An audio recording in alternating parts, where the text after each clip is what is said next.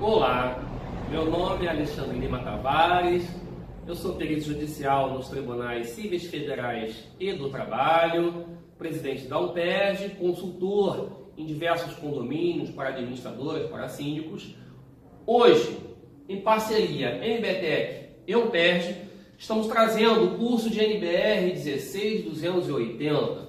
Esse curso nós vamos tratar sobre gestão de obras e reformas dentro de empreendimentos habitacionais, ou seja, toda e qualquer obra dentro de um condomínio depende de quê? De uma avaliação, se essa obra vai impactar na estrutura, se essa estrutura impacta na obra, se ela fere alguma legislação, alguma norma vigente, se necessita de alguma adequação ou não, se é exequível ou inexequível. Então, através do curso de hoje, queremos trazer a vocês, nosso público-alvo, seja engenheiro, seja arquiteto, seja tecnólogo, seja técnico de edificações ou qualquer uma outra variação, né? Um designer de interior e todos os profissionais que possam realizar qualquer tipo de consultoria ou obras dentro desses empreendimentos. Estamos trazendo aqui o que a norma diz, as normas arroladas a essa norma, né? Porque existem outras normas em cadeia, sequenciais, e existem também legislações pertinentes a isso, ou seja, eu tenho que cumprir tudo que as normas e as leis nos trazem. E é isso que nós conseguimos trazer de uma forma simplificada, em uma linguagem traduzida. Além da parte técnica também e da parte legal, nós conseguimos colocar isso tudo de uma forma mais assimilável, para que desde aquele profissional de alto gabarito, aquele profissional que está iniciando agora, de repente, numa vida de síndico, numa vida de administrador, consiga entender as reais responsabilidades imputadas a todos os intervenientes em cadeia referente a obras executadas dentro de condomínios habitacionais.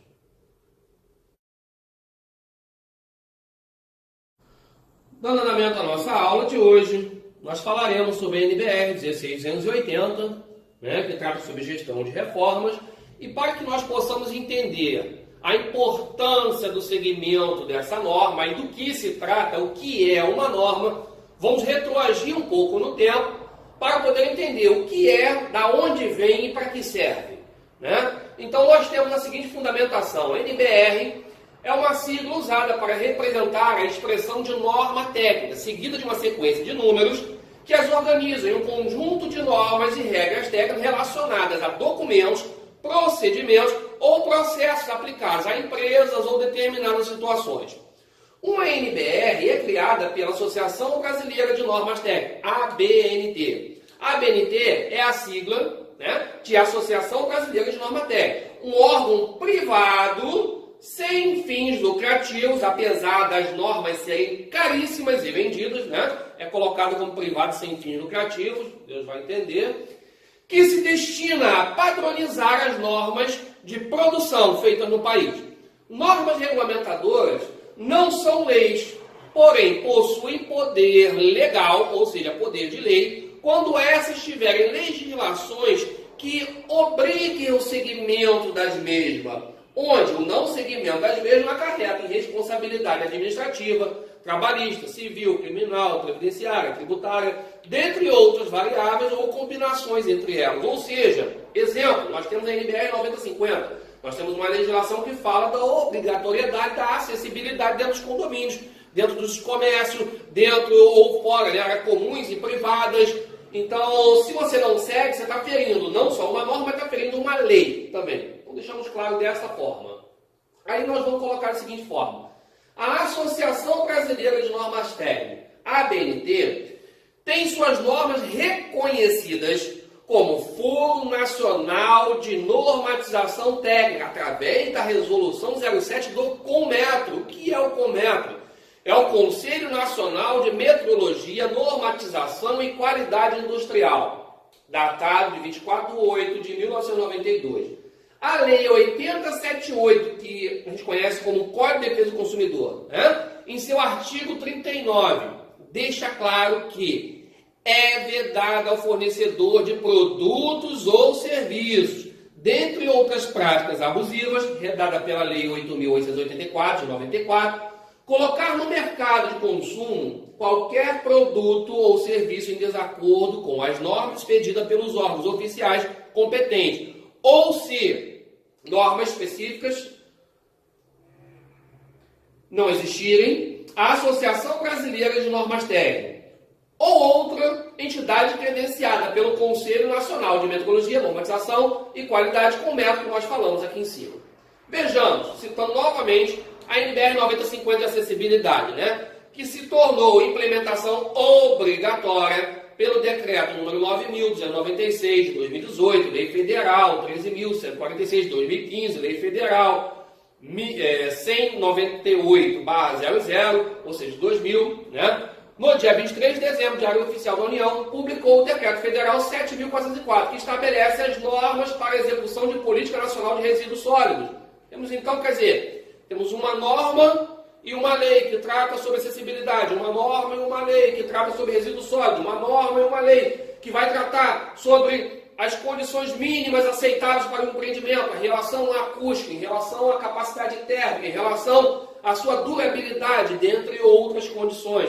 Ou seja, muitas normas não possuem uma lei específica, mas o Código de Defesa do Consumidor já proíbe ao fornecedor de produtos e serviços, no seu artigo 39, de colocar, de fornecer qualquer coisa em desacordos com as normas.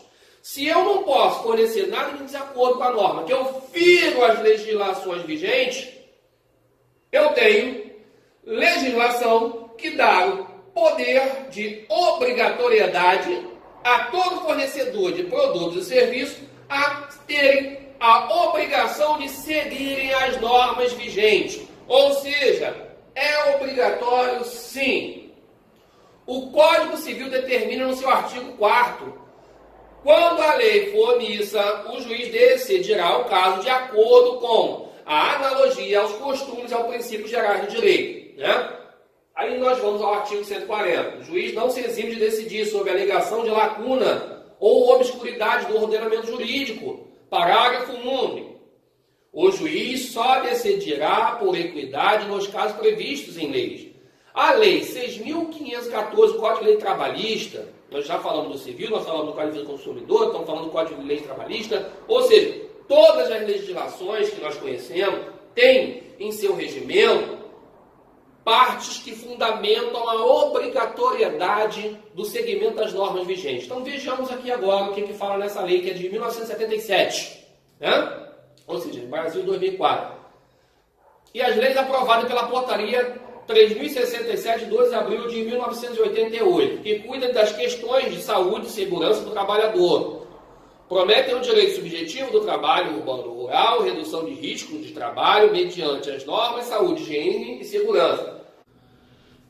Temos o artigo 1277 do Código Civil, Lei 10.406, de 10 de janeiro de 2002, que diz: o proprietário ou possuidor de um prédio tem o direito de fazer cessar as interferências prejudiciais à segurança, ao sossego e à saúde dos que os habitam, provocadas pela utilização da propriedade vizinha. Parágrafo único. Proíbe-se as interferências, considerando-se a natureza da utilização, a localização do prédio, atendido às normas que distribuem as edificações em zonas e os limites ordinários de tolerância dos moradores da vizinhança.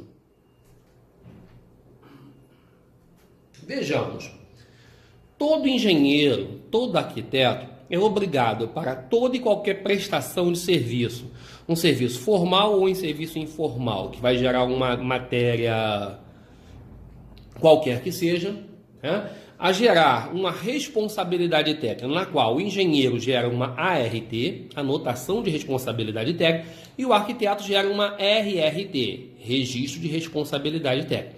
Não havendo tal documentação no parecer, no laudo, na obra a ser executada, torna-se uma matéria ilegítima, um material ilegal. Por quê? Não foram cumpridos as normas e os critérios básicos, as exigências mínimas para que houvesse uma prestação de serviço correta e segura. Então, Os engenheiros nós temos a lei 6496, tá? E os arquitetos a lei 12378, que redigem essa necessidade da formalização, né? Então, junto a esse registro de responsabilidade, tá? Que esse profissional vai fazer perante ao seu conselho profissional, no caso dos engenheiros é o CREA, no caso do arquiteto é o CAL, paga-se uma taxa, né? E fica registrado nesse conselho que aquele profissional atuou naquele determinado lugar de tal a tal prazo para realizar tal serviço para aquele condomínio. Temos o decreto de número 3688, em seu artigo 47, que ele diz o seguinte: exercer a profissão ou atividade econômica ao anunciar que a exerce sem preencher as condições a que por lei está subordinado, lembramos que as leis já foram citadas aqui em cima, né, para o seu exercício, pena simples, né, ou uma prisão simples, e de 15 dias a 3 meses, ou multa de R$500 mil, né, olha, a gente sabe de quando que é essa lei, né, é bem antiga, tá, lei de contravenções penais. Todo engenheiro e todo arquiteto saibam que, se vão atuar em um estado que não é aquele estado da federação que o mesmo se filiou, ou seja, eu sou do Rio de Janeiro, eu me filiei ao CREA do Rio de Janeiro. Se eu vou atuar na Bahia, no Ceará, em um outro estado, né? Então eu tenho que pedir um visto profissional no CREA daquela região. Os arquitetos já não têm esse problema porque o registro nacional dele é válido. O CREA não, ele tem um número nacional, mas não é válido, né? Você tem que pedir o visto para poder atuar naquele local. Enquanto os arquitetos já não têm esse tipo de problema, já evoluíram, enquanto os engenheiros vão sofrer um pouco mais ainda com o CREA, né? Então vejamos, o artigo 1341 do Código Civil, ele vai ditar bastante coisa para a gente, né? Então vamos ver aqui, ó. A realização de obra no condomínio depende, se voluntária, né, de modo de 2/3 dos condôminos, ou seja, esse aqui é um estatuto, são as regras básicas para que um síndico saiba qual a autonomia que ele tem, quando ele depende de uma aprovação, de uma comissão, quando ele depende de uma avaliação mais profunda, né? Então vamos ver, olha só, a realização de obra em condomínio depende, se voluntária, de 2/3 de votos dos condôminos, né? Se úteis, do voto da maioria dos condôminos. As obras ou reparações necessárias podem ser realizadas independente da autorização pelo síndico ou, em caso de omissão ou impedimento deste, por qualquer condômino, se as obras ou reparos necessários forem urgentes e importarem em despesas excessivas. Determinada sua realização, o síndico ou o condômino que tomou a iniciativa delas dará ciência à Assembleia, que deverá ser convocada imediatamente, não sendo urgente, as obras ou reparos necessários que importarem em despesas excessivas somente poderão ser efetuadas após autorização da Assembleia, especialmente convocada pelo síndico, ou em caso de omissão ou impedimento desse, por qualquer dos condôminos. O condomínio que realizar obras ou reparos necessários o condômino, né, será reembolsado das despesas que efetuar, não tendo direito à restituição das que fizer a obra que fizer reparos, né, de outra natureza, embora de interesse comum. Então vamos dizer, se eu quiser realizar uma obra, olha, eu acho que vai ficar mais bonitinho eu trocar o escorregador, que hoje é de madeira, para um escorregador de plástico. Eu vou lá, troco, depois vou lá comunicar numa assembleia e vou querer ressarcimento. Não vou ter, porque é uma coisa que você decidiu por você mesmo, né? Agora vamos dizer, eu tenho um pedaço da minha fachada querendo cair. Gera um risco de morte. Gera um risco de uma interdição de trecho do condomínio, né? Se o condomínio não executar, se o síndico não botar para ser executado, um condômino ele pode executar e depois ele prestar. Olha, fiz a licitação de tais serviços, ou não deu tempo sequer de se fazer a licitação, não consegui contato com o síndico devido ao risco de morte, tomei a frente para que todos os condôminos depois não respondessem. Por quê? Se a fachada cair e acertar alguém, né? O síndico vai preso, né? Legal, ele responde civil e criminalmente, tranquilo, mas e todo aquele depois valor das indenizações? Quem vai ratear isso? São os condôminos, né? Então acabam todos assumindo de uma certa forma essa responsabilidade indireta da omissão negligente de qualquer profissional. Colocamos a seguinte forma: o artigo 1348, compete ao síndico cumprir e fazer cumprir a convenção, o regimento interno e as determinações da Assembleia, diligenciar a conservação e a guarda das partes comuns e zelar pela prestação de serviço que interessem aos possuidores, cobrar dos condôminos as suas contribuições, bem como impor e cobrar multas devidas, né? Realizar o seguro de edificação também, que é o que vai garantir no caso de uma despesa excessiva, inesperada, imprevisível, né?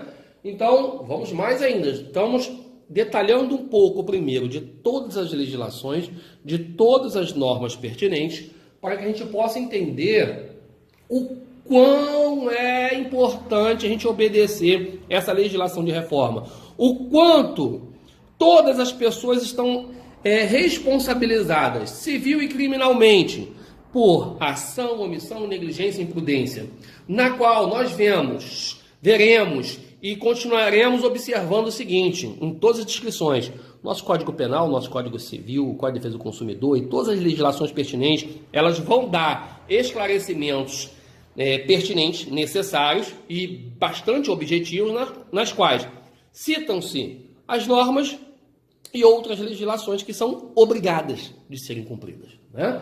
Então vejamos o que o Código Penal brasileiro dita em seu artigo 3º. O resultado de que depende a existência de crime somente é imputável a quem lhe deu a causa. Considera-se a causa, a ação ou omissão sem a qual o resultado não teria ocorrido, né? Superveniência da causa independente. Aí vejamos aqui no seu inciso 1º. A superveniência da causa relativamente independente exclui a imputação quando, por si só, produziu resultado os fatos anteriores, entretanto, imputam-se a quem os praticou. Então, a relevância da omissão, vamos ver da seguinte forma. A omissão é penalmente relevante quando o omitente deveria e poderia agir para evitar o resultado. Vejamos, deveria e poderia agir para evitar o resultado. O dever de agir incumbe a quem tenha, por lei, obrigação de cuidado, proteção ou vigilância. Deixei em negrito e sublinhado, porque é uma das partes mais importantes, né? Então, quando estamos como síndicos, como administradores, como responsáveis por algum determinado serviço, nós temos por obrigação esse cuidado, essa proteção, essa vigilância, essa atenção devida para que possamos garantir, né, a nossos contratantes, a nossos pagantes e até a terceiros a segurança, ao direito de ir e vir que a nossa Constituição Federal, né, nos coloca. Então, vejamos o inciso B. De outra forma, assumiu a responsabilidade de impedir o resultado. Com o seu comportamento anterior, criou o risco da ocorrência do resultado. Os crimes omissivos, impróprios ou comissivos por omissão, de outro lado, ocorre quando o sujeito assume a posição de garantidor, de responsável por evitar a lesão ao bem jurídico. Nas hipóteses previstas nas linhas segundas do artigo 13 do Código Penal, a omissão do autor equivale à própria prática do delito comissivo. Observem isso, equivale à própria prática, né? Justamente porque a presença das circunstâncias das alíneas citadas no Código do artigo 13 do Código Penal, o autor fica obrigado a evitar o resultado. Então, quando o mesmo está obrigado a evitar o resultado e não age, ele é o quê? Ele é omisso, ele é negligente, ele é imprudente. E aí nós vamos para o Código Civil no seu artigo 186 que cita: aquele que por ação, omissão voluntária, negligência ou imprudência violar o direito e causar dano a outro, ainda que exclusivamente moral, comete ato ilícito.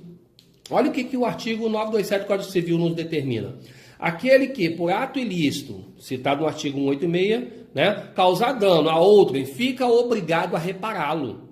E olha o parágrafo único. Haverá obrigação de reparar o dano independente da culpa, nos casos específicos em leis, ou quando a atividade normalmente desenvolvida pelo autor do dano implicar, por sua natureza, risco para os direitos de outros. Então nós podemos entender da seguinte forma, né? Se eu contrato um engenheiro, se eu contrato um arquiteto para que ele resolva, para que ele garanta, né, a segurança daquele edifício, e aquele edifício tem um determinado problema, aquele responsável técnico ele foi negligente, ele foi omisso. Se eu contrato um síndico, pagando ou não sei qual é o benefício da contratação desse síndico, mas ele está assumindo uma função de garantidor. Se ele não age e deixa acontecer um problema, ele é responsável. Ação, omissão, negligência e imprudência. Então, vejamos o que o nosso Código Penal fala no seu artigo 132. Expor a vida ou a saúde de outro a perigo direto ou iminente, pena detenção de 3 meses a 1 ano, se o fato não constituir crime mais grave. E o artigo 949, no caso de lesão ou outra ofensa à saúde, o ofensor indenizará o ofendido das despesas de tratamento dos lucros cessantes até o fim da convalescência, além de algum outro prejuízo que o ofendido prover, né, haver sofrido. Então vejamos, se eu tenho parte da fachada que cai em cima de uma pessoa, e essa pessoa ela estava para se formar numa graduação de medicina, né, ou já tinha se formado, ou era já um profissional já habilitado em determinada situação, e ele ganhava X por mês, né? O nosso síndico não vai ter um valor para poder, de repente, custear esse valor que aquele profissional ganharia, 10, 15, 20 mil por mês. O que vai acontecer? O condomínio vai ser obrigado a ratear essas despesas. Então, observe o quanto, mesmo que as pessoas não estejam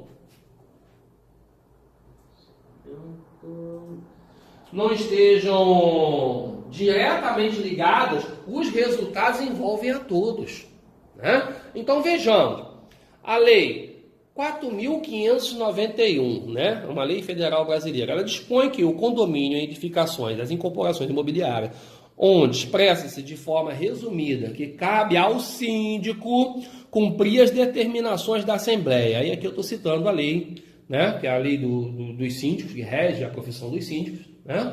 Então, a disposição dessa lei, além de gerar as responsabilidades e obrigações de todos os habitantes de edificações habitacionais, bem como de terceiro, deve tornar-se um manual de aplicabilidade das regras dos condomínios, estando publicamente exposta. Estou deixando um link aqui para que todos os síndicos possam ler, para todos os prestadores de serviço podem parar para poder ler, entender, interpretar, para podermos não sermos omissos, negligentes e imprudentes, né? Aí coloco para vocês como uma observação importantíssima, botei de vermelho, né?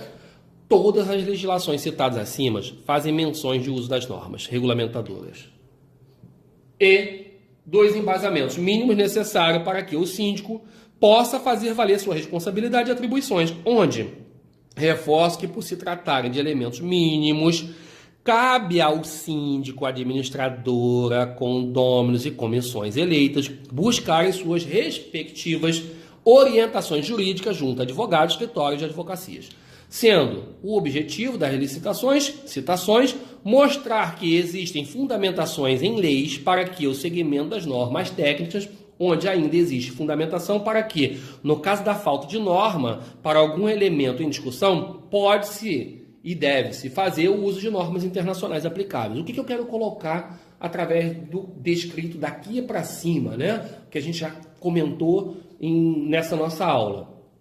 Todas as normas, todas as leis aplicáveis, elas são obrigatórias para os prestadores de serviço, para os condôminos, para os síndicos, para a administradora, para os advogados, ou seja, para todos aqueles arrolados e intervenientes, todos aqueles que nós chamamos de intervenientes, né? São aquelas pessoas que têm alguma ligação com o condomínio, direta ou indireta, devemos seguir. Porque quando a gente não segue e acontece algum problema, nós fomos negligentes, tá? E se eu sigo as normas, mesmo eu seguindo as normas, é a parte mais relevante também, o que nós temos que entender? As normas nos dão os critérios mínimos.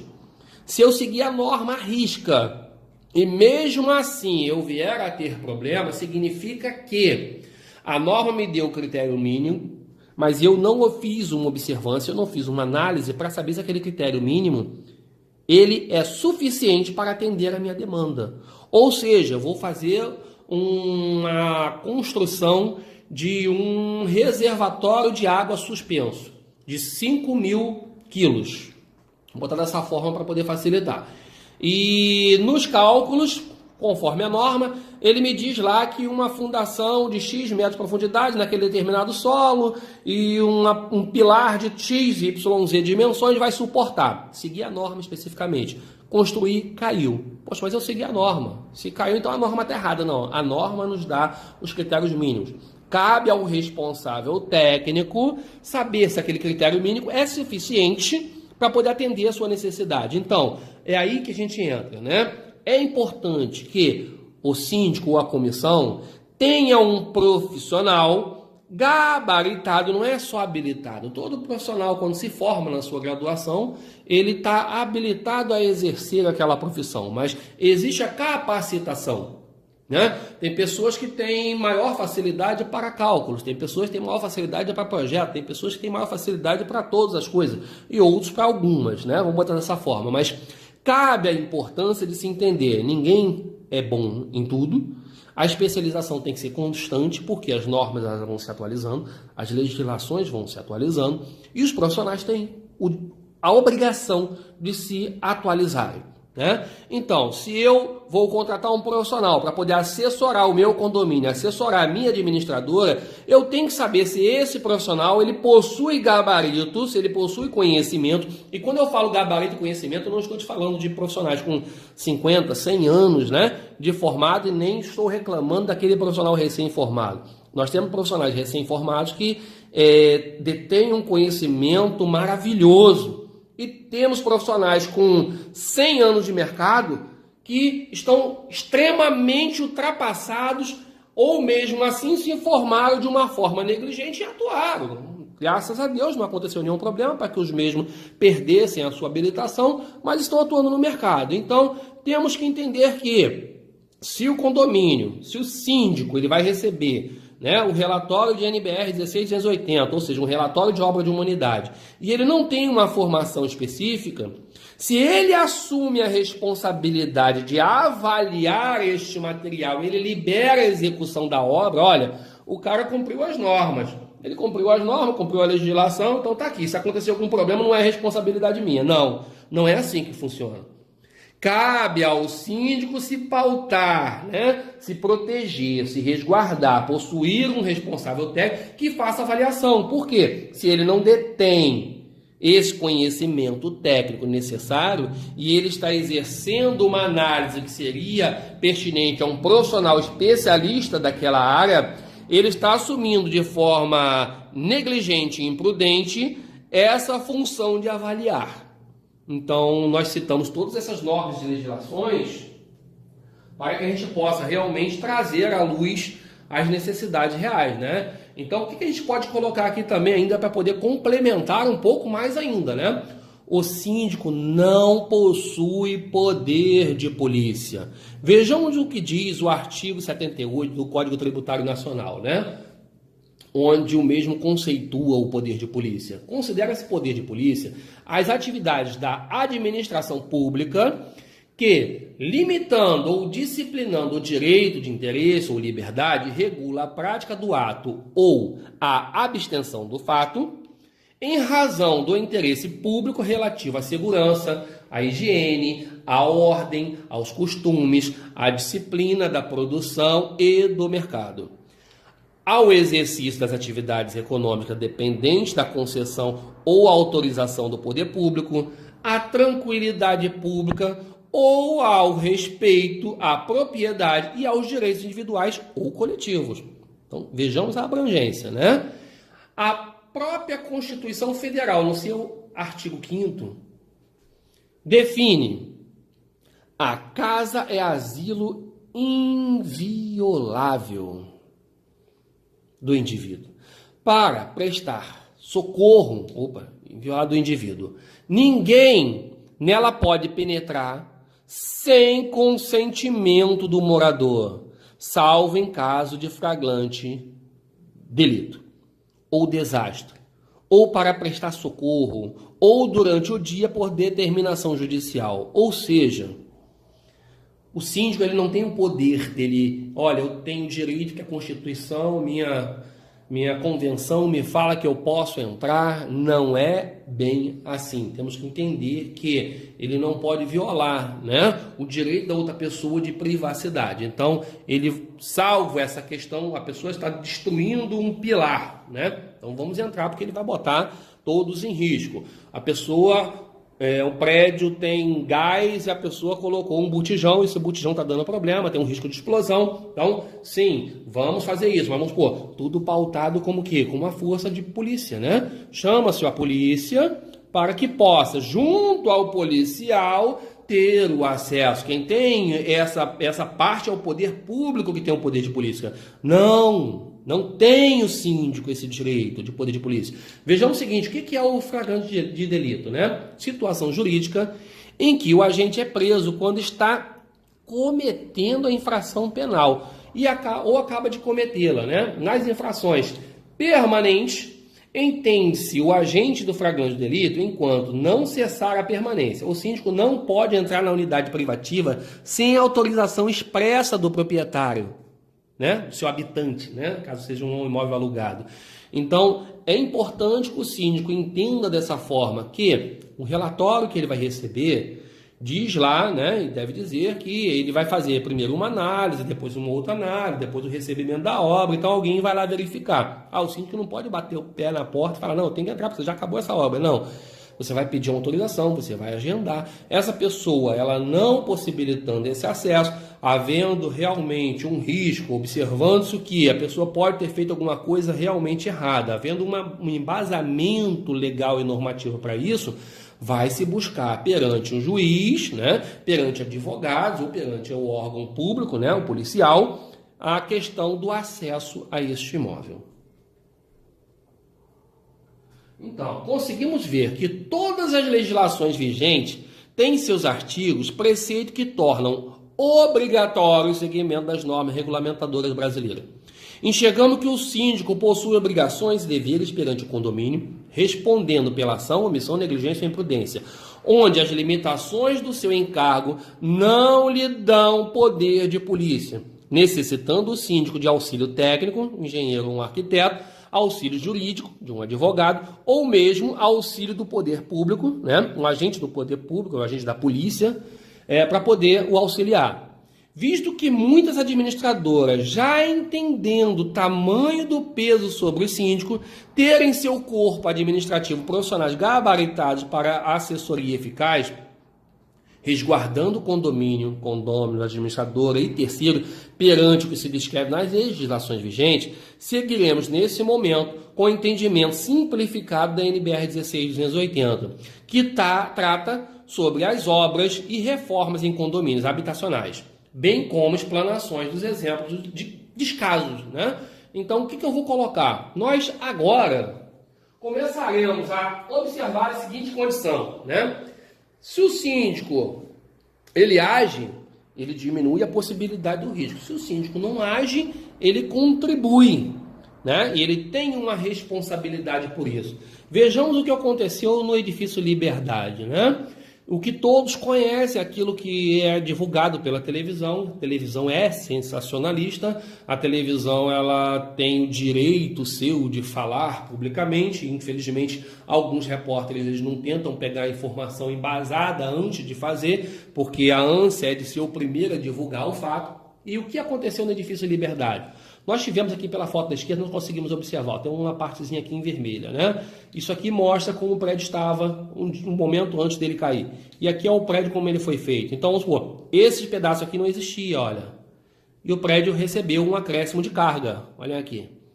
Além dele receber esse acréscimo de carga, algumas pessoas romperam paredes, vigas, pilares, para poder ter suas janelas viradas para onde? Para o Teatro Municipal, que ficava do lado, para poder ver o mar, porque se trata de imóveis comerciais que essa visão valoriza. Então as pessoas começaram a agir de uma forma que ninguém tentou impedir. Ninguém, nem um síndico, nem um condômino, ninguém denunciou, né? Nós tivemos ali, no caso dessa construção, o metrô que passou embaixo, nós tivemos um monte de outras interferências e o somatório da negligência, o somatório da falta de atenção, o somatório da falta de uma normatização, né? Essa NBR 16280, ela se originou logo após a queda do edifício Liberdade, tá? Então, a falta dessas regras e a falta de uma cobrança, a falta da vigilância do poder público ocasionou o quê? No desabamento do edifício Liberdade, o que culminou em morte, o que culminou em desastre de outros dois edifícios que estavam do lado. O edifício Liberdade, quando caiu sobre os mesmos, né? Então, vejamos, nós tivemos ali, olhem quantos intervenientes, quantas ações nós tivemos que contribuíram, né, para esse desastre. Hoje nós temos a Lei 6400, que ela trata sobre auto-vistoria, né? Então, a cada 5 anos, no máximo, uma edificação tem que ter uma vistoria total, que tem que olhar tudo. Tudo, quando eu falo, é a parte interna e a parte externa, porque dentro da parte interna, dentro da parte privada, mas a legislação fala que tem que olhar tudo? Sim. Tem que olhar tudo. Dentro da parte interna, você vai ver se a pessoa rompeu uma parede, que pode ser estrutural ou não, se ele fez alguma interferência, furou uma viga, furou um pilar, né? Se o gás está vazando, se há uma ventilação para que aquele gás não fique confinado e possa explodir ou não, se elementos da fachada estão se desprendendo ou não, se aquela instalação elétrica daquela edificação foi feita alguma gambiarra, alguma sobrecarga, e ele pode, de repente, vir a pegar fogo, dentre outras coisas, tá? Então, nós temos a Lei 6400 aqui no Rio de Janeiro. Outros municípios, outros estados têm as suas legislações. É importante que os síndicos sigam, e em estados que não existem essa legislação, né, pertinente à necessidade da visita a cada 5 anos, é importante que o síndico tenha isso, porque é um elemento garantidor de que um profissional fez uma avaliação geral do empreendimento. Não adianta pegar um laudo qualquer, um profissional qualquer, eu quero só cumprir a lei, porque se eu não cumprir eu vou ser multado, e o profissional vai lá e não escreve nada, não olha nada, vai lá, mas já cumpri, está tranquilo. Vai lá te dar um laudo, você guarda esse laudo e pensa que está tranquilo. Não, não está. Porque se acontecer algum problema, você vai responder civil e criminalmente por isso. Vejamos aqui no caso do edifício Liberdade, né? Nós temos aqui, olha o que aconteceu. Aterramento da região, né, onde foi construído o prédio. Ou seja, ali era uma lagoa, era um manguezal, né? E aterraram aquela parte toda. A construção do edifício Liberdade se deu entre 1938 e 1940. Os acréscimos de área dos outros 5 andares, né, se deu nessa média entre 1954 e 1957, que é uma estimativa. A construção do metrô se deu pouca coisa depois, né, em 1970. A construção do metrô, quando ocorreu, ela fez com que aquele prédio ele vibrasse, trepidasse e inclinasse um pouco, depois se estabilizando.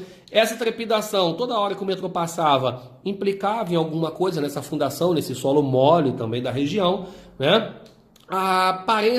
Aparecimento de inúmeras fissuras repetitivamente manutenidas, ou seja, tampavam, né? Fissurou, vamos lá, fissura aqui, bota um tapa-trinca, fissurou de novo, bota agora uma massinha em bolso, fissurou um pouco mais, agora já virou uma rachadura. Então as pessoas foram tratando o efeito em vez de procurar o porquê que isso está acontecendo, né? As portas e janelas necessitavam de ajustes constantes, ou seja, a edificação ela estava mostrando o seguinte: olha, eu estou me deformando, vocês estão fazendo muitas obras, vocês estão colocando peso demais, as minhas paredes não eram estruturais, e eu estou começando a ter que distribuir um pouco de carga para ela, porque os pilares e as vigas não estão aguentando. Então a estrutura começou a falar com as pessoas através do quê? Das informações, dos problemas, né? O edifício tinha estalos constantes, espaçados no prédio, né? Inúmeras obras sem acompanhamento, com acréscimo de carga, piso sobre piso e outros arquivos e outras coisas negligentes ocorrendo. E o desabamento culminou em 2012, né? 25/1/2012, aonde nós observamos que todos falaram: o cara rompeu uma parede e o prédio caiu. Bem, a parede não tinha função estrutural, aquela parede não era para se fazer falta, né? Por que ela fez falta?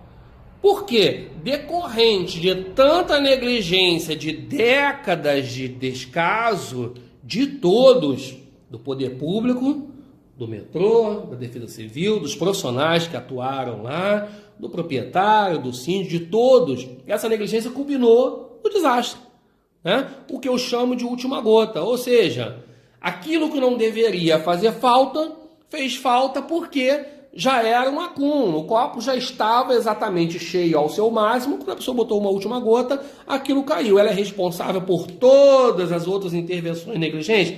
Não, não é. Ela é responsável pelaquela última gota, que pode ser uma coisa que a gente pode considerar, né? Assim como a empresa que estava removendo a parede, ela foi isentada, tá? Porque entendeu-se dessa forma corretamente, tá? A parede não deveria fazer falta, por isso a necessidade de um profissional que analise. Não adianta um profissional ir lá para analisar uma obra do condomínio e ele não olhar o prédio em si. Se aquele prédio já teve um acréscimo de carga, se aquele prédio encontra-se com deformações excessivas, se aquele prédio encontra-se com algum tipo de manifestação patológica severa, aquela obra ela não pode decorrer, né? E muitas das coisas, somente um profissional legalmente habilitado e capacitado é que vai conseguir chegar lá e resolver, né? E verificar realmente, olha, isso aqui vocês não têm conhecimento, quando vocês resolverem isso aqui, vocês vão tocar essa outra obra. Antes disso, não, porque tem um risco. Então, vocês dependem de ter um profissional capacitado e habilitado para isso.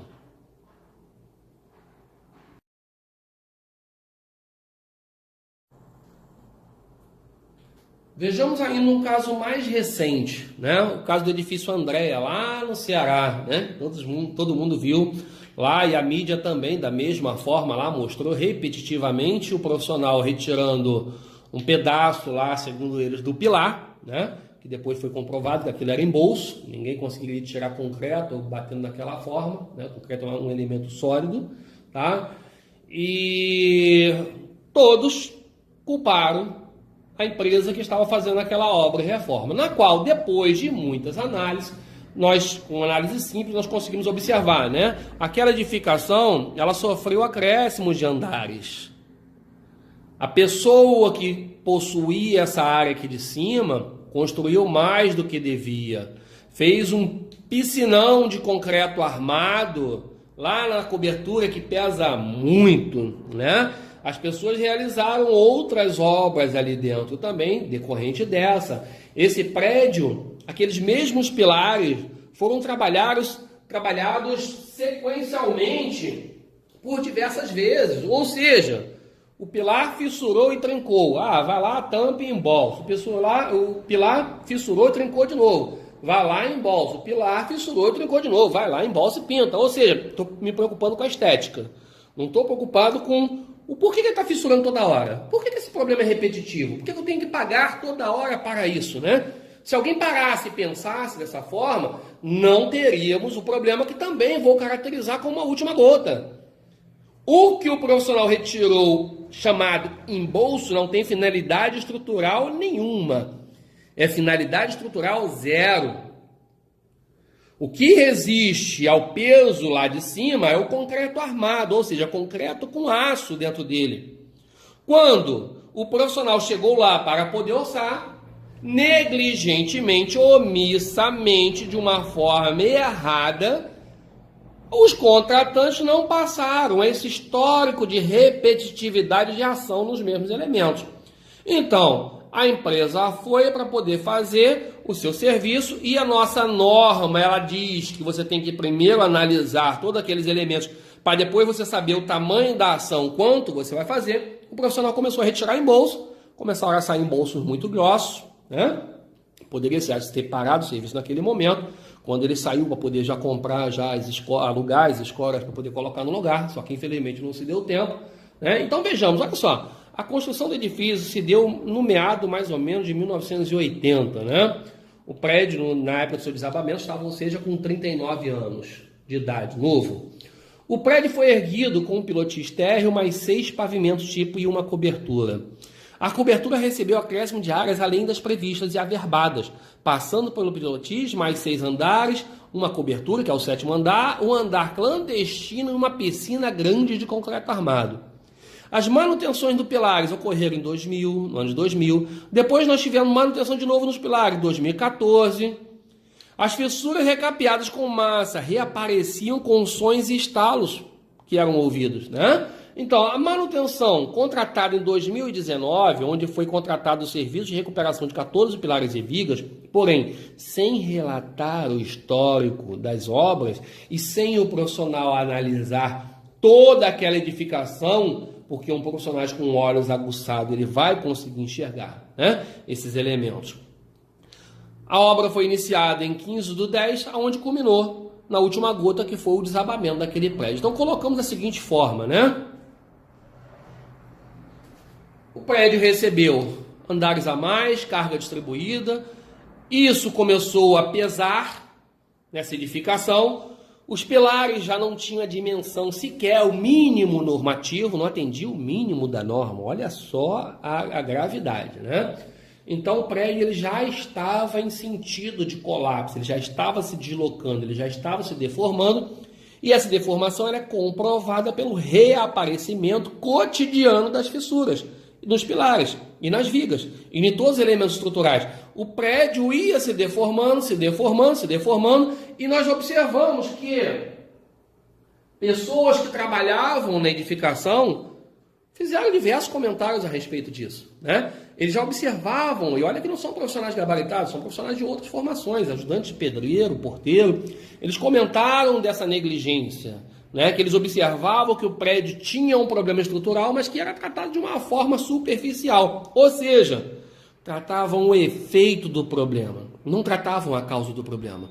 E quando a gente trata o efeito, a causa continua agindo e vem de uma forma mais grave. Tende a aparecer de uma forma agravada, mais cara, mais difícil de se solucionar. É importante que toda e qualquer obra, em qualquer empreendimento, tem uma análise. Porque se o profissional foi lá e retirou um embolso, olha, só fui retirar um embolso e caiu. Então, vejamos.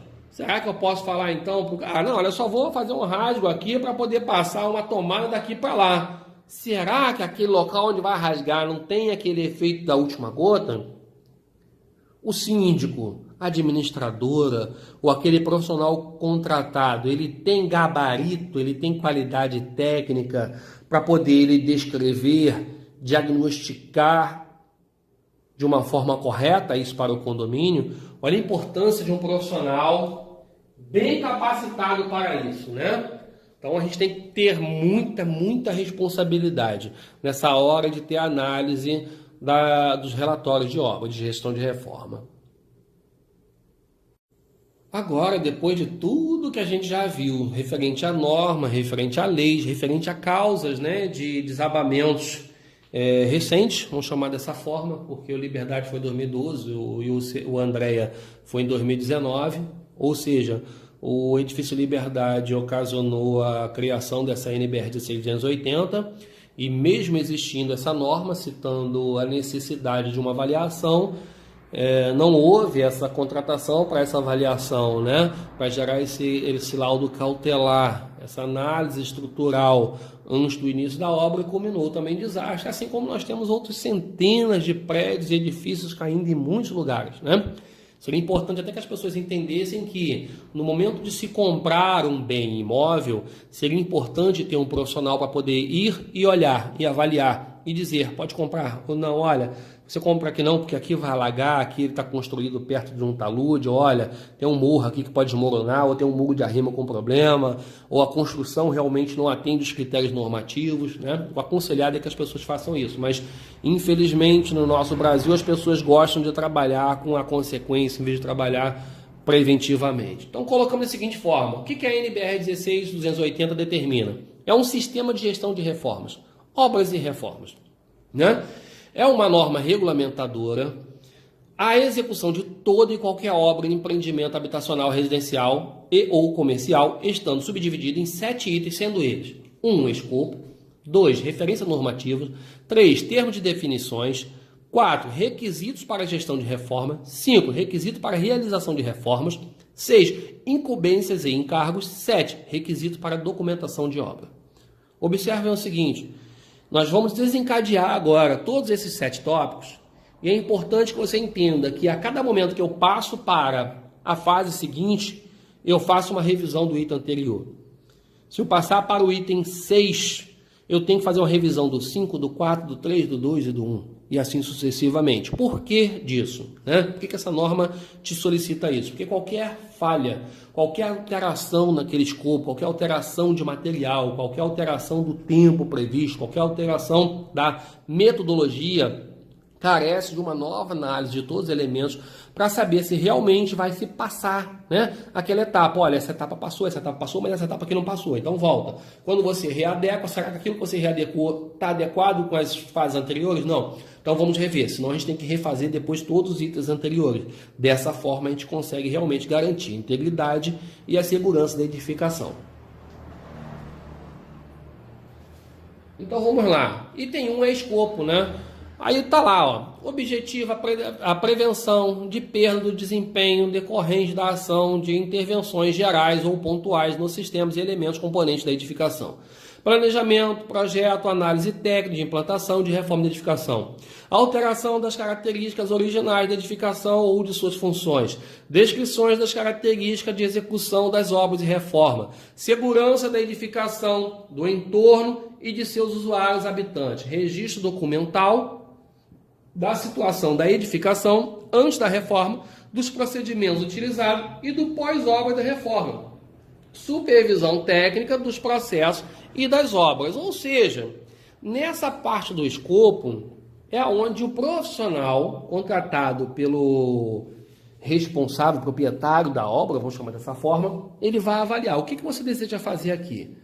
Se você deseja fazer isso, eu preciso que você me dê tal projeto, eu preciso que você me dê tal documentação, eu preciso verificar com essas normas, eu preciso verificar com essas legislações, eu preciso ver o que o condomínio me diz sobre isso, né? Quais são os regimentos que eu vou ter que ler sobre isso, eu preciso ver se você vai ter um profissional que vai acompanhar tais etapas, se eles estão habilitados ou não. Então você vai dar um escopo para aquele profissional e falando para ele, olha, você precisa cumprir tais etapas, para com base nela eu consiga elaborar o seu projeto realmente executivo, o seu orçamento realmente real, ou seja, estou dando ferramentas para um profissional fazer o trabalho dele de uma forma certa, correta, eficaz, né? Então, a gente coloca da seguinte forma, o escopo é a parte mais simples de um plano de obra NBR 16280, pois delimita-se colocar no papel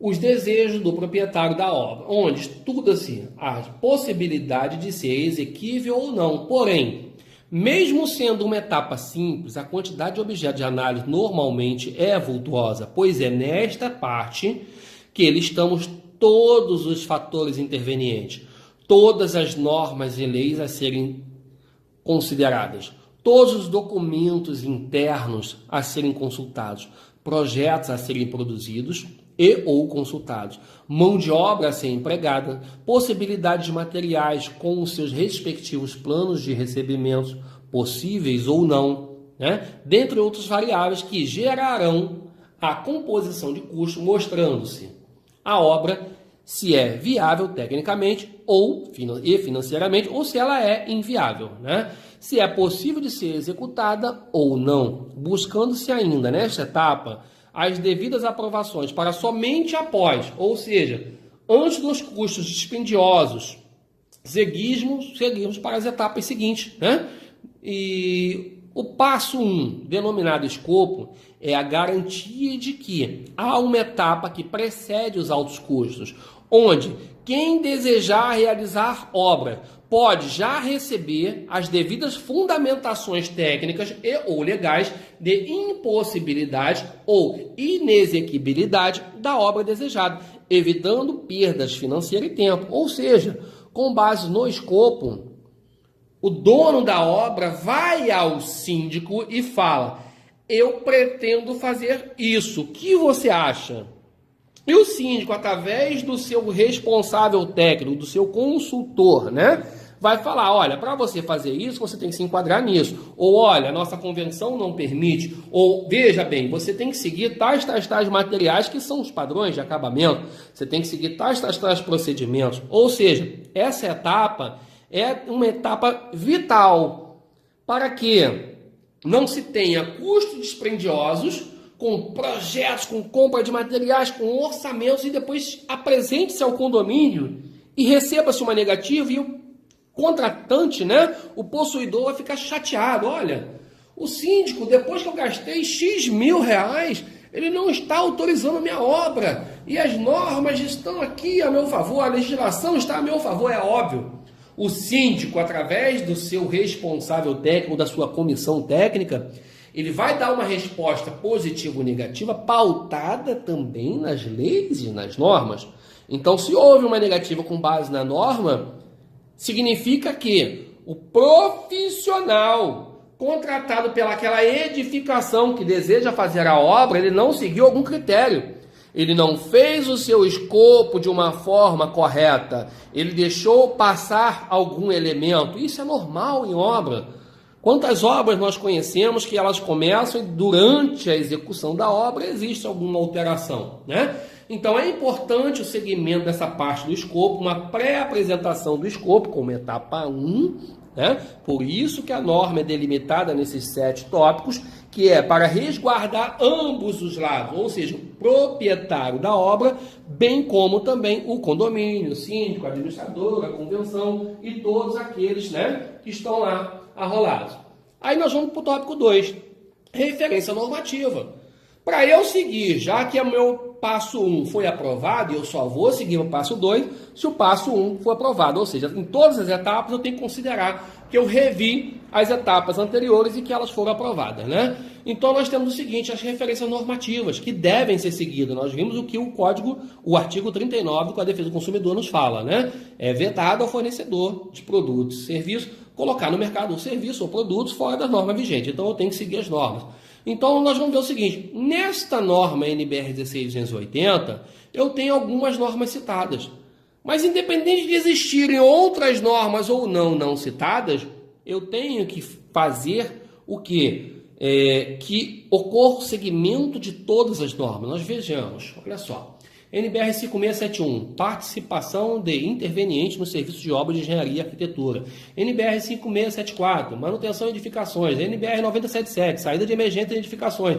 NBR 12721, avaliação de custos unitários na construção para incorporação imobiliária e outros. NBR 14037, diretrizes para elaboração de manual de uso, operação, manutenção de edificações. NBR 15575, edificações habitacionais, né? A norma de desempenho, estanqueidade, desempenho interno, desempenho acústico, desempenho luminotécnico, desempenho quanto à saúde, a higiene e a qualidade do ar, desempenho perante a funcionalidade, acessibilidade, desempenho ao conforto tátil e antropodinâmico. Ou seja, eu tenho algumas normas citadas, mas existem muitas outras diversas.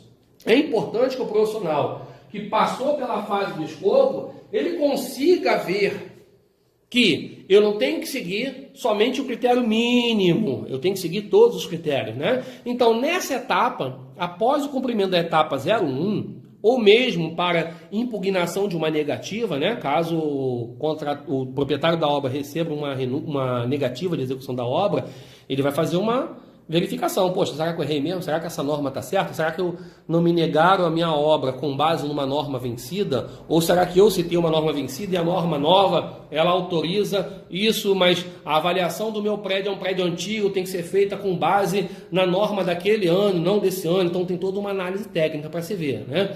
Então deve-se montar um prontuário técnico contendo todas as normas vigentes envolvidas no escopo da obra, direto ou indiretamente, ou seja, dentro e fora do ambiente da obra. Nesta mesma etapa, seja para uso em impugnações de negativo ou mesmo para montagem dos elementos seguintes, deve-se ter atenção a todas as legislações vigentes, pertinente a cada etapa da obra. Atenção, né? Cada município tem suas regras, onde utilizaremos como exemplo o município do Rio de Janeiro, que possui um site, que é o site 1746, né, onde já dá alguns esclarecimentos sobre a questão da legalização, licença de obra ou não. Então, as informações que precisam de licença de obra ou não, tem que ser visto realmente em cada município, para poder a gente garantir que a obra está seguindo as legislações e também as normas vigentes. Então vejamos o seguinte, o que essa etapa 2 vai nos falar, né? Quais são as obras que dependem de licença?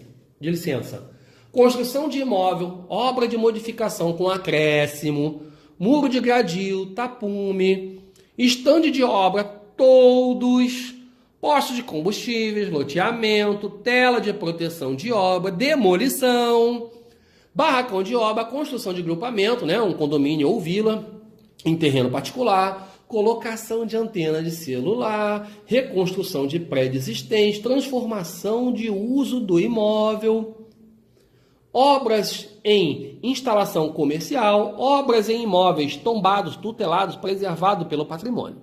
Né? Obras que não dependem de licença. As pinturas e os pequenos consertos externos na fachada da edificação. Construção de jardins, piscinas, pavimentos, pavimentações e outras obras a céu aberto. Obras de reforma e ou modificações internas sem acréscimos de área, desde que não impliquem alterações das áreas comuns das edificações. Não interfiram com a segurança de terceiros, não causem risco ou não impliquem em alteração estrutural. Obras que não dependem de licença, mas necessitam de engenheiro ou arquiteto responsável, com o seu respectivo registro no Conselho Profissional. Obras de reforma e ou de modificação interna, sem acréscimos de área, mas que impliquem alterações das áreas comuns das edificações, interfiram com a segurança de terceiro, possam causar risco e impliquem alteração estrutural. Aí nós vejamos, o Decreto 36.180 de 2012 torna obrigatória a fixação de placas de obras a serem realizadas no município do Rio de Janeiro. Cada município tem a sua legislação, o seu decreto pertinente, né? Que deverá conter as seguintes informações: endereço completo da obra, número do processo que foi licenciada, quando é licenciável, nome do proprietário, construtora, responsável técnico, os dados do Conselho Profissional, descrição da obra e as cópias de licenças emitidas pela SMU, ou seja, Secretaria Municipal de Urbanismo. Vejam, aqui a gente coloca obra que depende de licença e obra que não depende de licença. Licença é junto à prefeitura. Aqui não quer dizer que não precisa de um laudo, de um relatório de reformas. Tá? São elementos totalmente diferentes. Licença é junto à prefeitura, ao órgão fiscalizador. Referente à obra e reforma, toda e qualquer obra depende de ter um relatório dizendo o que vai ser feito, quando que vai ocorrer essa obra, qual material que vai ser utilizado, qual o horário que essa pessoa vai poder trafegar, fazendo a entrada, recebimento dos materiais, se depende de alguma análise mais pontual, ou seja, se eu vou erguer externamente um elemento muito pesado pela fachada, então eu tenho que ter um isolamento, eu tenho que ter um bloqueio, eu tenho que de repente ter algumas vagas ali, vão ter que ter vagas, né, sem ninguém utilizar, e dentre outras questões. Aí vamos para o item 3. Se eu passei pelo item 2, eu posso ir para o item 3. E vejamos, são os termos e definições, né? Para enquadramento no item 3, deve-se observar as atribuições nas definições das normas citadas, né, no item anterior. Tá? Então, conservação, que é o 3.1. Conjunto de operações que visam a reparar, preservar ou manter o bom estado da edificação. 3.2. Edificação, produto constituído de um conjunto de sistema e elementos, componentes estabelecidos e integrados em conformidade com o princípio e técnica da engenharia e da arquitetura. Item 3.3. Organização ou pessoa que tenha recebido participação, orientação, responsabilidade de profissional habilitado e que trabalha sob responsabilidade profissional habilitado conforme a NBR 5674. Item 3.4. Empresa capacitada. Organização ou profissional liberal que exerça a função na qual são exigidas qualificação e competência técnica específica, né? Aí a NBR 5674. O 3.5, alteração das condições da edificação existente com ou sem mudança de função, visando recuperar, melhorar ou ampliar suas condições de habitabilidade, uso ou segurança e que não sejam manutenções. Então vejamos, para o enquadramento no item 3, deve-se observar as seguintes normas, né? A NBR 14037, NBR 12721, NBR 15575, NBR 5671, NBR 5674, dentre um monte de outros. Eu tenho que seguir todas as normas, né? Salienta-se nesse trecho que as normas regulamentadoras nos fornecem os critérios mínimos. Volto a falar. Se eu seguir o critério mínimo, mas o mínimo não for suficiente para poder resistir àquilo que se destina à minha obra, eu não estou me eximindo, eu não estou jogando a responsabilidade para a norma. A obrigação é do profissional responsável técnico de avaliar. O mínimo me atende ou eu tenho que majorar? Onde, atendendo aos critérios técnicos, efetua análise diagnóstica nos critérios mínimos, se mostram compatíveis com a obra, devendo o mesmo exacerbar com majorações de segurança quando esses critérios normativos se mostrarem ineficientes, ineficazes, inapropriados ao que se destina, existindo ainda centenas de outras normas que devem estar listadas no item 2, devendo serem cumpridas, todas. Então vejamos, passei pelo item 1, passei pelo item 2, passei pelo item 3, revisei todos eles de novo e vou passar agora para o item 4. Né? O que o item 4 fala? Requisito para a gestão de reforma. Aí vamos lá, quais são os requisitos? Preservação do sistema de segurança existente na edificação, apresentação de toda e qualquer modificação que altere ou comprometa a segurança da edificação ou de seu entorno, análise de incorporação construtora e do projetista, dentro do prazo decadicional. Após o prazo, um responsável técnico designado pelo responsável legal deve efetuar a análise. Ou seja, se a edificação ainda se encontra naquele prazo de 10 anos, toda e qualquer modificação de funcionalidade, de fachada, depende de autorização prévia da construtora, projetista e incorporadora. Importante saber isso, tá? Meios que projetam os usuários das edificações de eventuais danos e prejuízos decorrentes da execução de serviços de reforma ou de sua vizinhança. Descrição dos projetos de reforma clara e objetiva, atendendo aos regulamentos exigíveis para a realização das obras e de sua reforma de comunicação. Quando aplicável, o registro e a aprovação dos órgãos competentes pelos condomínios exigidos para a sua execução, definição dos responsáveis e suas atribuições em todas as fases do projeto, previsão de recursos para planejamento de reforma materiais, técnicos, financeiros, humanos, capazes de atender às interferências nos diferentes sistemas da edificação e prover informações e condições para prevenir ou mitigar risco, garantir de que a reforma não prejudica a continuidade dos diferentes tipos de manutenções das edificações após a obra. Ou seja, neste item aqui, eu vou fazer um apanhado de todos os 3 itens anteriores, vou pegar aquele pré-escopo, aquele pré-projeto feito pela pessoa e vou falar. Exemplo, né? A pessoa mora numa cobertura e vai colocar um telhadinho lá em cima, vai fazer um puxadinho. Quando ela faz aquele puxadinho, eu tenho aqueles elementos de ancoragem do pessoal de rapel lá em cima. Aí ele coloca o elemento de ancoragem exatamente aonde? Pouco abaixo daquele elemento. Ah, mas agora o cara consegue prender a corda aqui. Tá bom, mas quando ele prender a corda vai ficar apoiada aonde? Na telha? Essa telha vai resistir ao funcionário mexer para lá ou para cá? Ou gera algum risco? Se gera algum risco, já não pode ser feito. Tem que haver alguma adaptação, uma alteração para isso. É um dos exemplos, né? Então temos que ver o seguinte, tudo que aquilo que vai ser feito na obra impacta em alguma coisa no condomínio. Na questão da rota de fuga, eu vou precisar passar algum elemento da rota de fuga. Imaginemos que a gente está subindo com uma piscina, né? Uma piscina não, vamos chamar então de um ofurô, né? Pela nossa rota de fuga.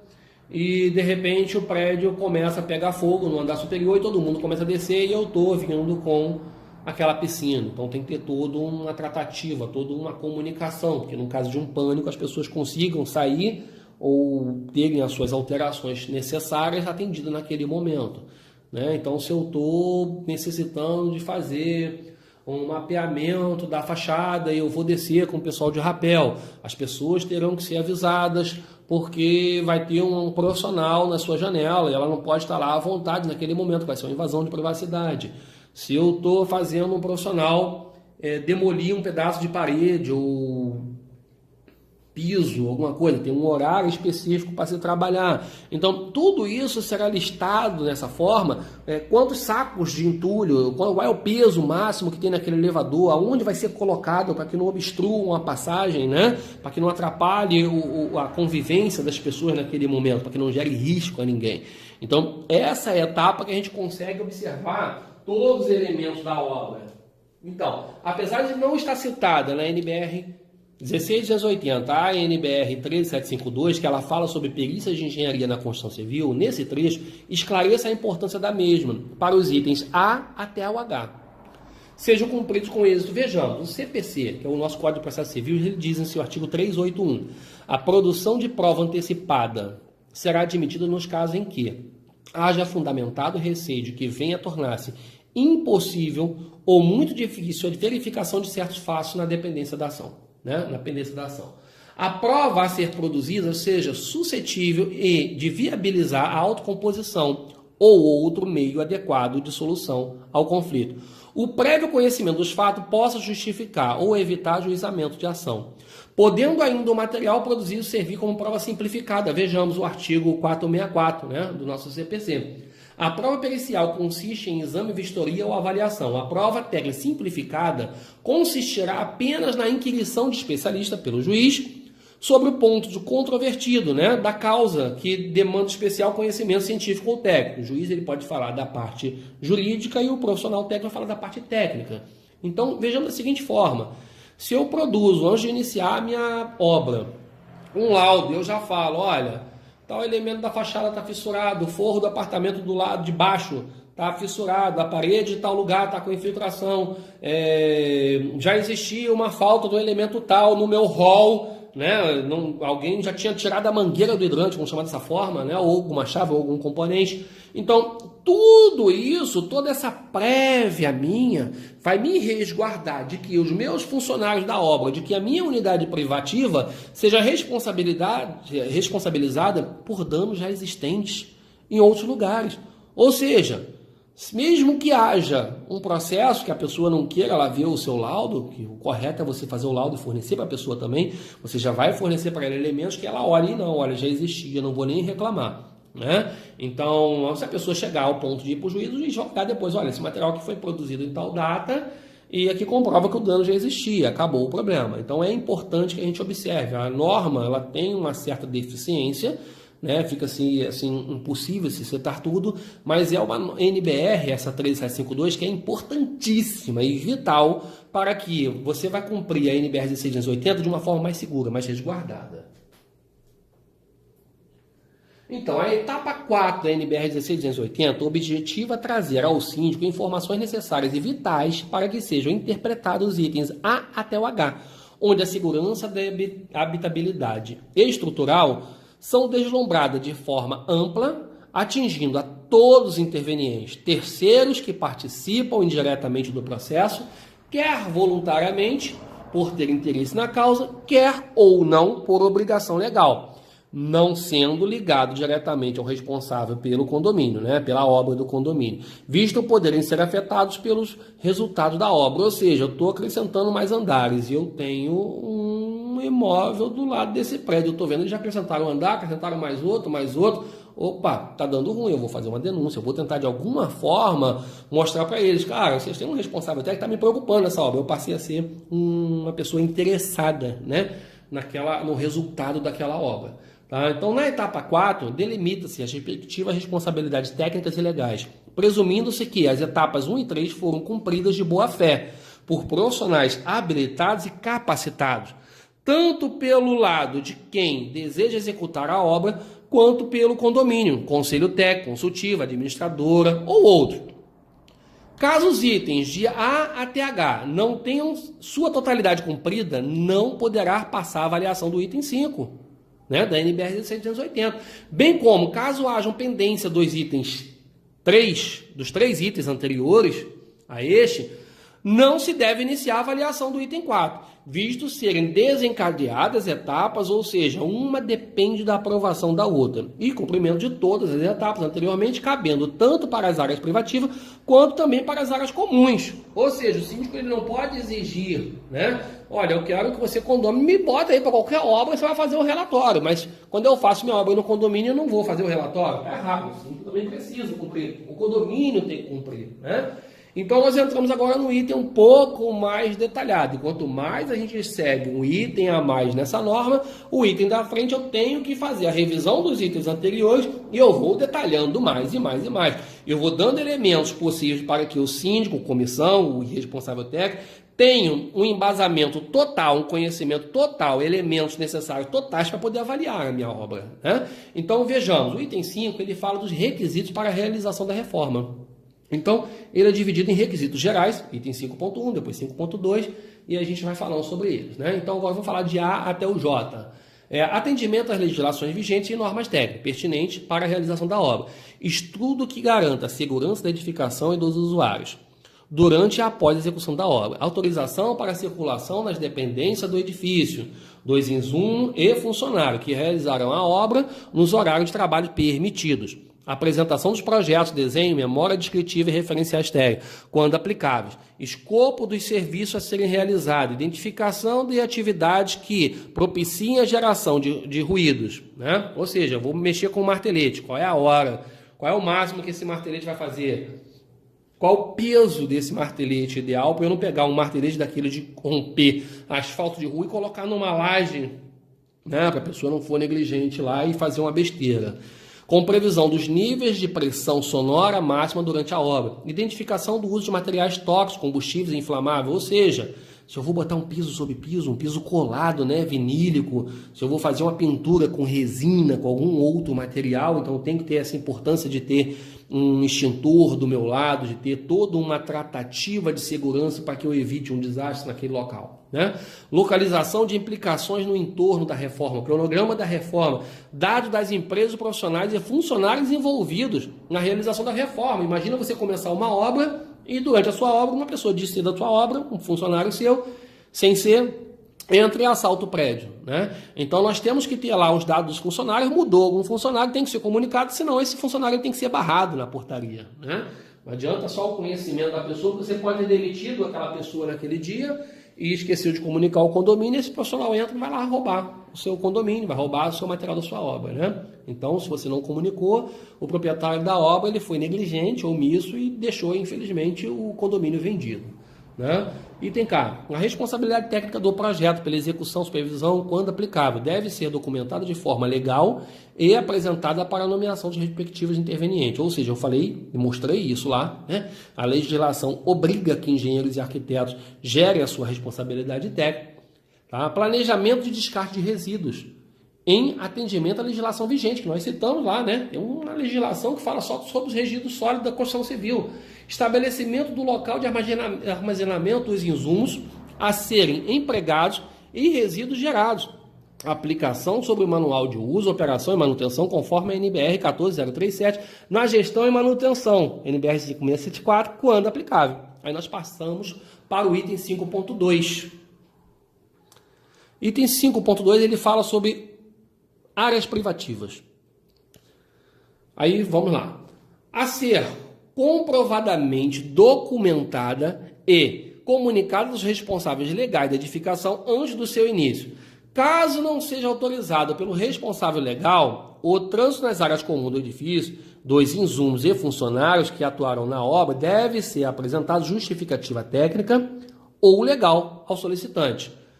A autorização por parte do responsável legal da edificação, quando ao trânsito nas áreas comuns do edifício, dos insumos e funcionários que atuarão na obra, não substitui as aprovações legais, nem representa o compartilhamento da responsabilidade legal para a realização da obra.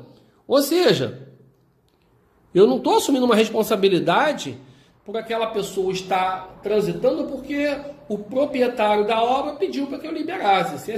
Se essa pessoa é um marginal, é um tarado, o responsável é aquele dono da obra, é aquele contratante daquela pessoa. Durante a realização das obras de reforma, todos os serviços de segurança da edificação devem permanecer em funcionamento ou, se necessário, devem ser previstos sistemas alternativos, né? Como nós falamos do caso do extintor, se a gente for utilizar um material que pode pegar fogo, que seja inflamável. Não pode ocorrer obstrução, mesmo que temporária ou parcial, da saída de emergência da edificação. Caso seja necessário, devem ser criadas rotas de fugas e saída de emergência, compatíveis com a NBR 9077, que devem ser implementadas antes do início da reforma. Ou seja, o condomínio tem que estar preparado para toda e qualquer situação naquele momento da sua interferência na obra, para que ele possa funcionar como funcionaria sem você estar fazendo a sua obra, né? Durante a realização do serviço, devem ser implementados controles que validem as condições, terminalidade ou recebimento das etapas da obra, de modo a garantir o cumprimento dos requisitos legais e as respectivas elencadas no plano de manutenção, no plano de obra. Observadas as condições apresentadas no escopo da obra a ser realizada, Se for constatada a alteração do escopo da reforma, a obra deve ser imediatamente interrompida e proibido o acesso de materiais e funcionários. Toda a documentação deve ser submetida a nova análise e aprovação. E somente após a autorização do novo escopo e todos os itens, anteriores a esse item 5, a obra pode ser retomada. Quando a obra interferir nos aspectos de segurança e o uso da edificação, ou seja, ações técnicas, ações legais e emergenciais cabíveis devem ser tomadas, não obstando as medidas para recuperação e restauro da segurança, que devem ser acionadas. Então, vamos para o item 5.3. Além do prescrito no item 5.5, todas as reformas devem atender às normas técnicas exigentes e legislações vigentes, bem como devem ser alinhadas ao plano de gestão de manutenção, conforme a NBR 5674. Devem também atender os requisitos de registro e arquivamento dos documentos. Ou seja, todo documento produzido pelo condomínio, de todas as reformas, tem que estar guardado. Observe essa importância, Se o prédio vier a ter algum problema, tem como um profissional, um policial, um conselho fiscalizador ir ao local e observar, olha, esse profissional que atuou ali que fez essa besteira. Ou não, olha, aquele condômino lá, ele fez a obra dele e não contratou um responsável técnico. Então temos que entender que tudo o que se descreve nessa norma desencadeia no segmento dos itens anteriores e também serão repetidos nos itens seguintes.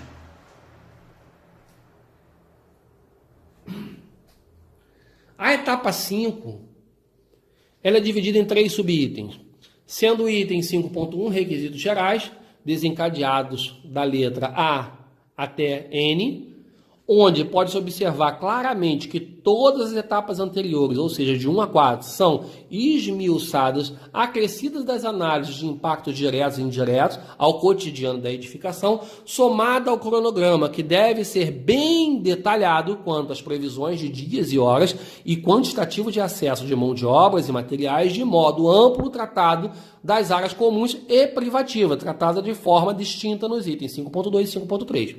Item 5.2, áreas privativas, desencadeado da letra A até G, onde expõe-se que tudo anteriormente citado já está cumprido e aprovado, restando a vigilância e a fiscalização que garanta a não alteração do escopo, dentro da observância da ocorrência de fatores imprevisíveis que demandem ou não de intervenções, objetivando sempre a garantia da segurança estrutural e habitacional, saúde e demais garantias, Ou seja, o dono da obra me entregou um escopo, me entregou todo um relatório, todos os outros itens anteriores, e quando eu fui observar, a obra já estava em andamento e não seguiu. Ele simplesmente falou que ia colocar um piso cerâmico e botou um piso de granito.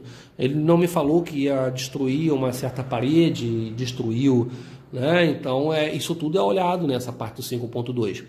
O item 5.3. As áreas comuns. Detalha que toda e qualquer obra executada em áreas comuns que interfiram no manual do síndico, manual de manutenção, usabilidade das áreas comuns, devem ter as atualizações desses documentos citados, seguindo os critérios normativos e legais, NBR 5674, havendo a necessidade do arquivamento para consultas posteriores. Ou seja, se eu estou criando um ambiente novo, se eu estou modificando o ambiente, eu tenho um critério de manutenção para aquele determinado item, eu tenho que atualizar, para que quem venha depois de mim saiba que, apesar dele poder ir lá e olhar, olha, essa manutenção aqui tem que ser feita de a cada 6 meses, não, a alteração que você fez, de repente agora compete a fazer a cada 2 meses, ou diário, ou seja, aquele material que seria necessário para aquela manutenção agora é incompatível com a nova utilização daquela determinada área. Então isso tudo tem que ficar bem claro nesse item. Aí nós passamos para o penúltimo item, que é o item 6, a incumbência ou encargos. Aí vejamos, responsável ou responsáveis pela edificação, antes do início da obra, item 6.1.1, cabe ao responsável legal o seguinte: disponibilizar os requisitos e ações necessárias para a realização da reforma, além das previsões na convenção de condomínio e regimento, quando o condomínio horário de trabalhar, trânsito de insumos, prestadores de serviço e outro. Requerer a necessária atualização do manual de operação, uso e manutenção da edificação, observadas as normas pertinentes vigentes. Receber a documentação ou propostas da reforma. Encaminhar a proposta para análise técnica e legal, por um profissional habilitado e capacitado para isso. Formalizar com base na análise resposta à solicitação nos seguintes termos e justificativas. Né? Aprovação, aprovado com ressalva ou rejeitado. Ou seja, aprovei, não aprovei ou eu aprovo, mas você tem que me apresentar isso aqui em X prazo. Tá? Autorizar a entrada na edificação de insumos e pessoas contratadas para a realização dos serviços de reforma somente após o atendimento de todos os requisitos. Um requisito não atendido e a reforma tem que ser paralisada. Ponto. Promover a comunicação e a disseminação entre os demais usuários sobre a obra de reforma e edificação que estiverem aprovados.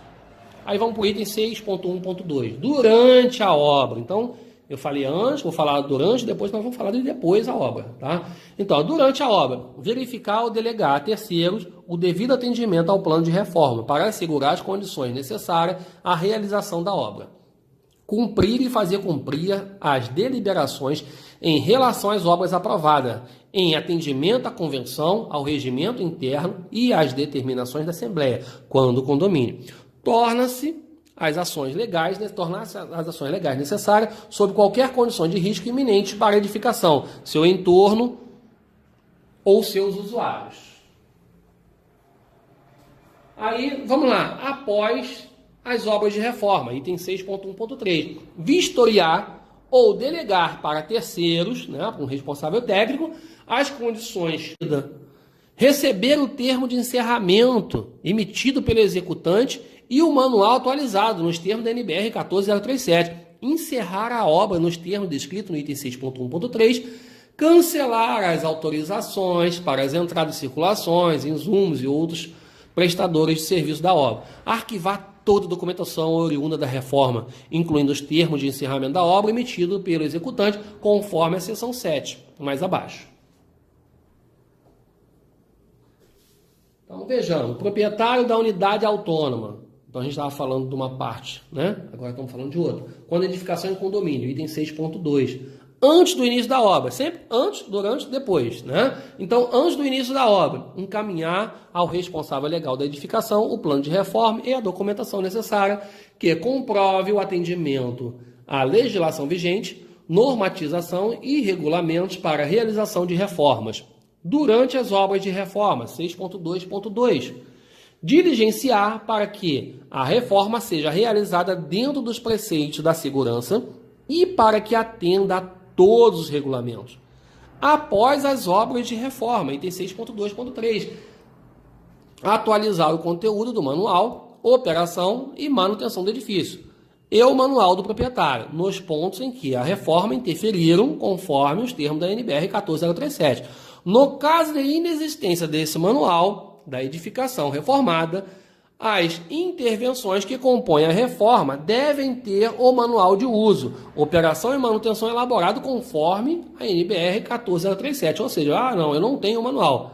Vai ter que fazer um manual para que seja aprovado, né? Para que você possa passar para o próximo item. Tá? Então, esse item tem uma sequência lógica de todas as etapas anteriores, divididos no item 6.1, que são responsáveis legais da edificação, desencadeado em antes do início da obra, item 6.1.1, durante a obra, né, de reforma, 6.1.2, após a obra de reforma, que é o 6.1.3. E no item 6.2, proprietário da unidade autônoma, quando edificação em condomínio, desencadeando em antes do início da obra, 6.2.1, durante a obra de reforma, 6.2.2, e após a obra de reforma, 6.2.3. Ou seja, resumidamente, podemos chamar esse item de checklist dos itens anteriores, onde, havendo alguma mudança de legislação, convenção, norma ou outra regra, ou mesmo identificação de um erro de análise anterior, mesmo que ocorrido antes, durante ou posteriormente à entrega do recebimento das obras, deve-se tomar as medidas cabíveis para eliminar ou mitigar os riscos, Como se trata de revisões dos itens anteriores de cada etapa, fica claro que, havendo qualquer mudança de escopo proposital ou acidental, fortuito ou imprevisível, decorrente de qualquer interveniente direto ou indireto, torna-se necessária a revisão de todas as etapas anteriores, ou seja, dos itens de 1 a 7, com todos os subitens arrolados. Aí vamos lá. Item 7. Requisitos para a documentação das obras de reforma. Então vamos nós. Arquivo, né, que é o item 7.1. Toda a documentação da obra de reforma deve ser arquivada como parte do manual de uso, operação e manutenção da edificação, ficando sob a guarda responsável legal, né, do responsável legal, que seria o síndico ou a administração. Toda a documentação da gestão de reforma deve ter o controle necessário para identificação, armazenamento, proteção, recuperação, retenção e disposição dos registros, conforme o item 6.1.3. Quando solicitada, a documentação deverá estar disponível e prontamente recuperável aos proprietários, condômino, construtor, incorporador, contratada, quando pertinente. O responsável legal deve manter a guarda do documento referente à reforma e transferi-la integralmente e formalmente ao seu sucessor. Vendi o apartamento, eu sou obrigado a fornecer isso para o novo proprietário, né? Registros, item 7.2. Deve-se manter registros legíveis e disponíveis para prover evidência da realização da obra, segundo os planos de reformas aprovados. Identificação da mão de obra e data da execução, né? Então, estabelecer a forma de arquivamento dos registros e garantia de sua integridade pelo prazo legal. Documentação fornecida em atendimento ao item 5.1. Aí vejamos, né? A nossa norma nos dá aqui um critério. Passei para um item, se foi aprovado eu passo para o próximo. Não foi aprovado eu volto para o item anterior, né? E faço a checagem. Passei desse item, vou para o próximo. Não passei, volto para o item anterior. Passei, vou para o próximo item. Ou seja, eu só consigo chegar ao fim da obra se eu cumprir todas as etapas. Isso tem que ficar muito bem claro, né?